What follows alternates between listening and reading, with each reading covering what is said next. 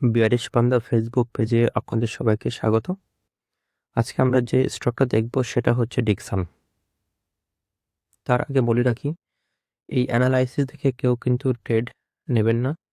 নিজস্ব অ্যানালাইসিস করুন, তার সঙ্গে যদি আমারটা ম্যাচ করে তাহলে রিস্ক রেশিও মেনটেন করে সেখানে এন্ট্রি নিতে পারেন।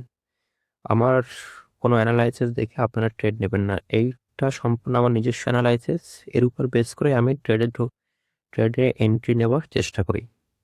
এই স্টকটা আমি অলরেডি নিয়েছি, তার জন্য আপনাদের সঙ্গে শেয়ার করছি। চলো দেখা যাক। এই স্টকটা ডিকসন দীর্ঘদিন ধরেই একটা বিয়ারিশ মুডে আছে। এখান থেকে ডবল টক করার পর থেকে সে কিন্তু বেশ দীর্ঘদিন ধরেই বিয়ারিশ মুডে আছে, কিন্তু এখানে এসে সে কিন্তু হোল্ড করছে। এই জায়গাটায় এসে সে কিন্তু হোল্ড করছে। আমরা যদি ডেইলি ক্যান্ডেলে দেখি তাহলে এইখানে কিন্তু একটা ছোট্ট প্যাটার্ন তৈরি হয়েছে, যেটাকে আমরা ডবল বটম হিসেবে কনসিডার করতে পারি। এছাড়াও আমরা যদি একটু আগের চার্ট দেখি তাহলে এই জায়গায় একটা ছোট্ট মতন একটা গ্যাপ আপ হয়েছে। সেই গ্যাপ আপটাই সে কিন্তু হোল্ড করছে। সে নিচে গিয়েছিল কিন্তু আবার উপরের দিকে উঠে এসছে। আমি অলরেডি এই ট্রেডটাতে এন্ট্রি নিয়েছি, কারণ এটা একটা চার্ট প্যাটার্ন তৈরি হয়েছে ভালো, একটা ডবল বটম টাইপের। আর এখানে আরএসআই একটা বেশ ভালো মুভমেন্ট দিচ্ছে, একটা ডাইভারজেন্স আছে আরএসআই এর মধ্যে, যার জন্য আমি এই স্টকটাকে হোল্ড করেছি, স্টকটাকে নিয়েছি। তো এর ইনিশিয়াল টার্গেট এই পর্যন্ত থাকবে,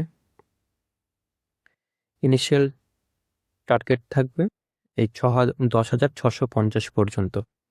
আর যদি তার উপরে যায় তাহলে নেক্সট টার্গেটটা কিন্তু এইখানে। আমি অলরেডি এন্ট্রি নিয়েছি, এর মধ্যে দেখবো নেক্সট দিন কি হয়।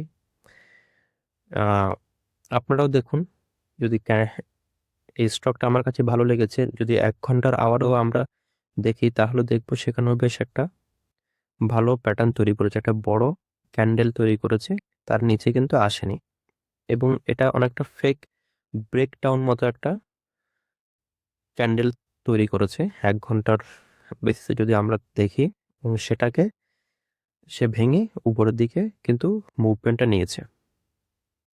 তো স্টকটা আপনারাও অ্যানালাইসিস করুন, দেখুন, যদি ভালো লাগে তাহলে অবশ্যই উম, নিজস্ব রিস্ক রেশিও মেনটেন করে সেক্ষেত্রে সেখানে এন্ট্রি নিতে পারেন। আর আমাদের এই শেয়ারগুলো যদি আমাদের এই বিশ্লেষণ স্টক রিলেটেড যে অ্যানালাইসিসগুলো সেটা যদি ভালো লেগে থাকে অবশ্যই আমাদের পেজটাকে শেয়ার করবেন। ধন্যবাদ।